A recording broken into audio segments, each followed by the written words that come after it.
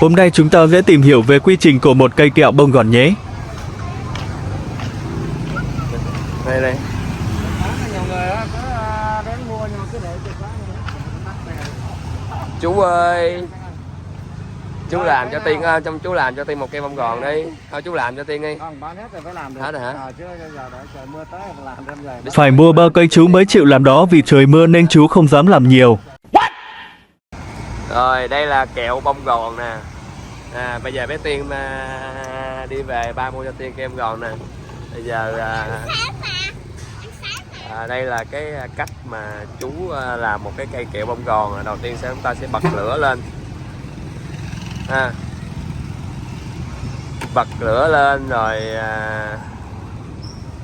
chờ hả chú? Chờ cái này nó nóng rồi mới chờ cái này nó nóng lên nha. Rồi bắt đầu chúng ta bật motor lên hả? nó nóng rồi quay Bật motor lên nó quay rồi chúng ta sẽ bỏ đường vô.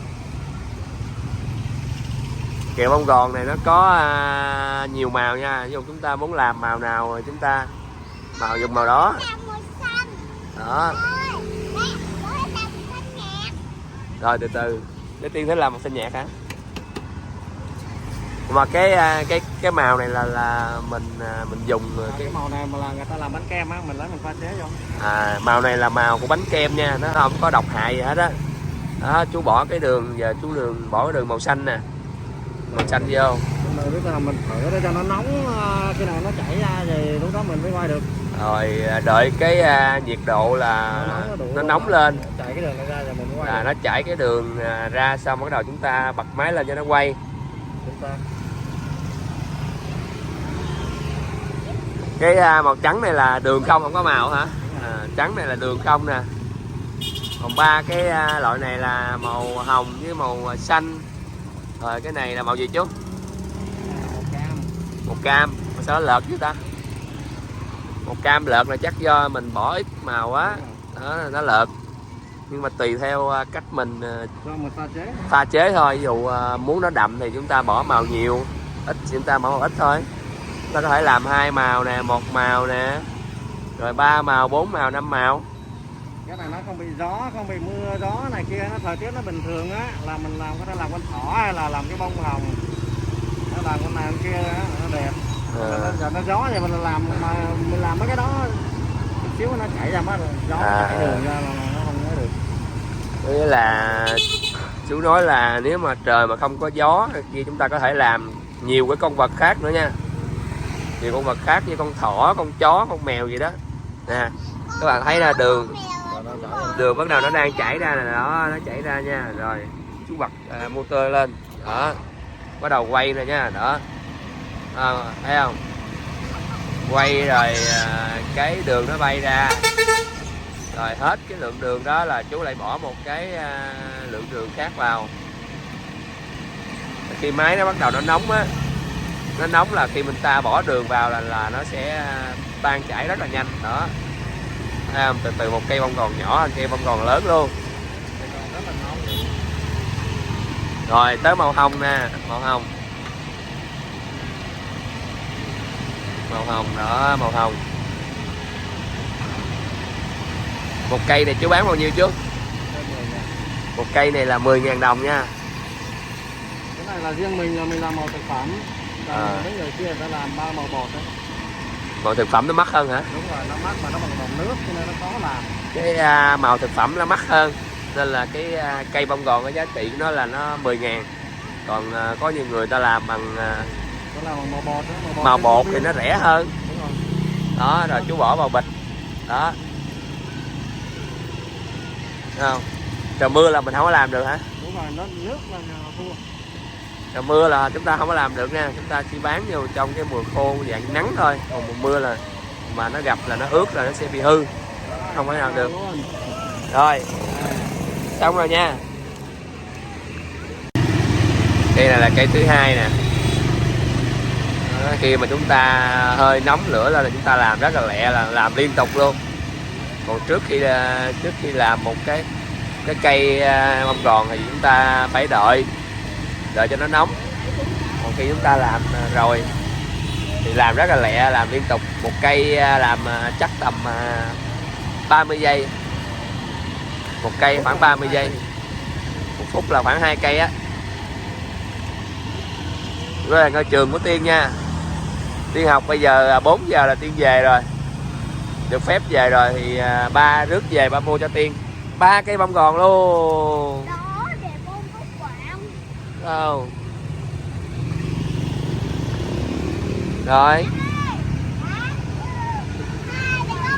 Tiên nó thèm cây bông gòn, nó quất một mình luôn nè. Nè các bạn. Đó. Ăn đi, tét chút xíu tét tùm lum nha. Xé, ta ăn người ta xé ra gì nè. Đường không á. Ăn không biết ăn gì hết, nãy ta cầm ta xé ta ăn từ từ vậy nè. Con ăn vậy chứ con có nuốt đâu có được hết đâu. Nó dính vô cái miệng. Thấy không? Ăn từ từ có sao? Giữa cây này rửa ra chút xíu ra đường không nè. Nó dính. Dính em không. Chút xíu rửa tay liền nha. Đó, thấy không? Nó cứng nhắc thấy không? Để ba thôi.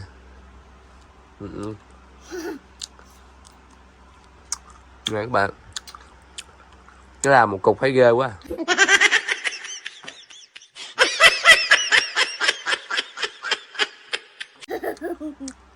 Ăn thấy.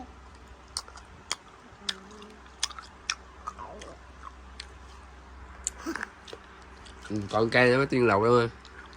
Quất luôn.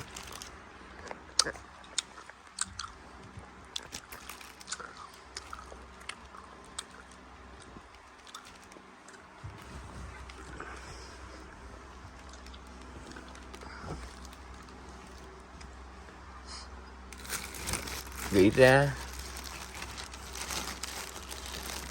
hồi nãy mình mua chiều mình mua 3 cây là cho bé Tiên, là cho bạn bé Tiên 1 cây. Rồi cái này xé ra từ từ ăn thôi. Mà có bụng nè. Xé ra từ từ đó là các bạn ha. Ngon. Đó các bạn xé ra từ từ, giữ lại đừng cứ bỏ cái cây đó đi. Sao mà cứ lấy cái cây ra làm chi người ta. Cầm ấy, Tiên cầm luôn, lỡ cầm ấy, cầm ấy, giữ lại giữ cái miếng còn lại ba gỉ. Đó các bạn nè, thấy không? Cái này là màu màu cam, nhưng mà do cái chú làm kẹo bông gòn chú bỏ ít màu thực phẩm quá nên là nó màu hơi nhạt.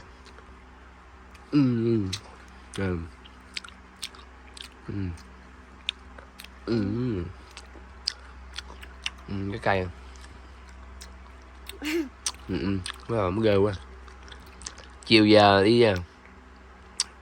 Lúc hồi chiều á là mua là ăn về liền là ngon. Để tới giờ nó héo, trời mưa nó héo hết rồi. Không vô rửa tay nha.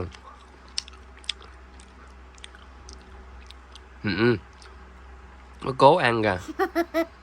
Nó cố ăn cho nó mất nghiện rồi các bạn. Cố ăn quá. Là ăn từ từ thôi, thấy không? Nó chảy đường lum nè. Ăn từ từ thôi. Hương tầm đó mà rút vô miệng. Đừng rửa tay không? Xin chào và hẹn gặp lại các bạn vào các video tiếp theo nhé.